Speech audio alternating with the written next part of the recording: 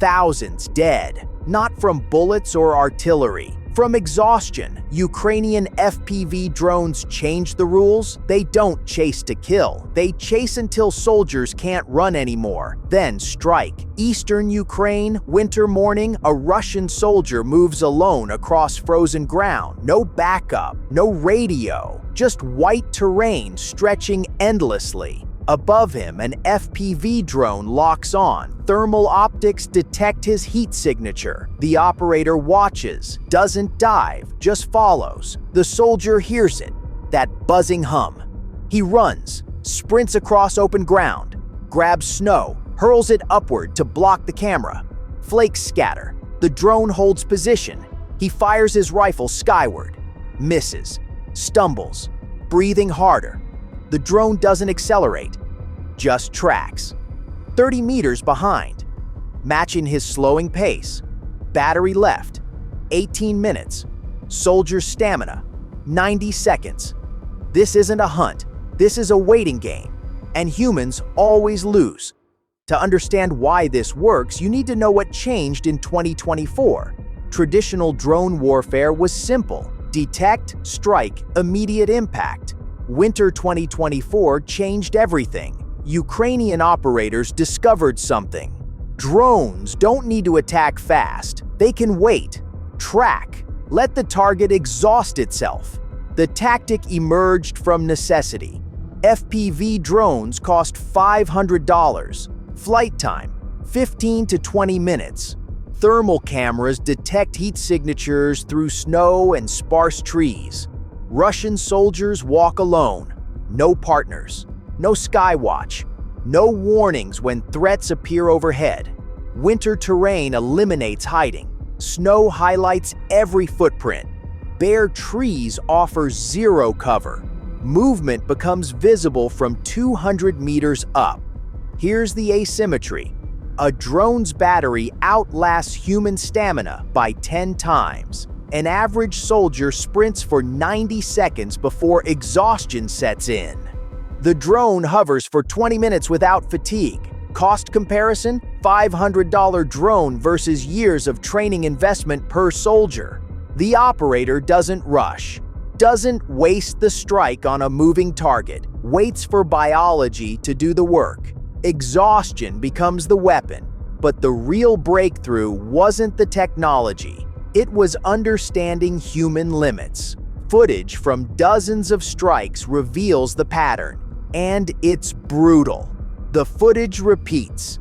Same tactic, different victims. A soldier throws snow upward to block the camera. The flakes scatter harmlessly. The drone holds position, waits. Another fires his AK-47 skyward while running. Bullets miss wide. He stumbles forward, energy draining fast. The drone circles at 50 meters altitude, tracks every movement, no urgency, no rush. A fighter zigzags across open ground. His boots sink into snow. Each turn costs energy. The drone adjusts speed, matches his slowing pace exactly. Another dives behind sparse trees, breathing heavily. The drone hovers, doesn't move, just waits for the next step. Thermal imaging detects body heat even in concealment. There's no hiding from infrared. Range countdown begins. 200 meters, 150. The soldier stops to catch his breath. 100 meters. The drone still doesn't dive. The operator sees the pattern developing. Shoulders starting to slump. Pace dropping. Breaths coming faster. The drone doesn't dive yet, because the operator knows what happens next. This is where human biology becomes the weapon.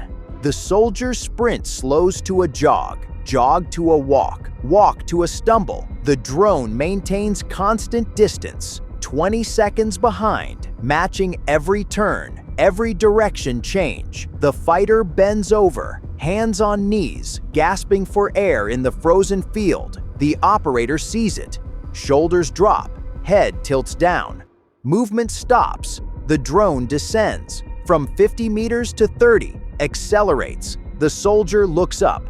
Too late. 3 seconds to impact, strike, explosion. Thermal signature fades, no heroic defense, no final stand. Just exhaustion and physics. Total engagement time, 4 minutes. Cost to Ukraine, $500. Russian loss, 1 trained soldier. But the real damage goes deeper, because this tactic doesn't just kill individuals, it paralyzes entire units. Traditional infantry doctrine relies on 3 principles. Dispersion, spread out to reduce casualties. Concealment, use terrain for cover. Short movements, pause safely between advances. All 3 are now obsolete. Persistent aerial tracking eliminates dispersion. Thermal optics defeat concealment. Pausing only delays the inevitable. The psychological impact is immediate. Soldiers refuse to move alone. Resupply runs are abandoned. Units stay frozen in trenches.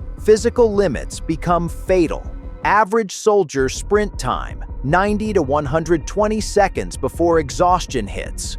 Drone battery life, 15 to 20 minutes. 10 times human endurance. No effective counter exists. Shooting drains energy faster.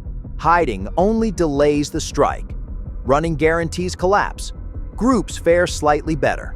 But drones target the slowest member, force the scatter, eliminate cohesion. The side controlling low airspace now controls infantry movement completely. And this changes more than one battlefield. This isn't Ukraine-specific. This is the new reality for all ground forces.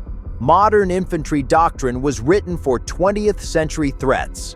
Artillery, snipers, tanks. The 21st century threat? Persistent aerial observation that never tires. Militaries worldwide are studying this footage, rewriting training manuals, scrambling for answers. The waiting death proves a simple equation. Cheap technology plus patience beats expensive soldiers plus courage. No defense exists yet, only adaptation. Never move alone. Constant skywatch. Accept the losses. Future predictions? Infantry operations shrink to night-only movements. Covered terrain becomes mandatory. Or units accept attrition rates unseen since World War I. The economic math is brutal. $500 drones versus decades of training investment. Russia can't win that exchange. Neither can any modern military.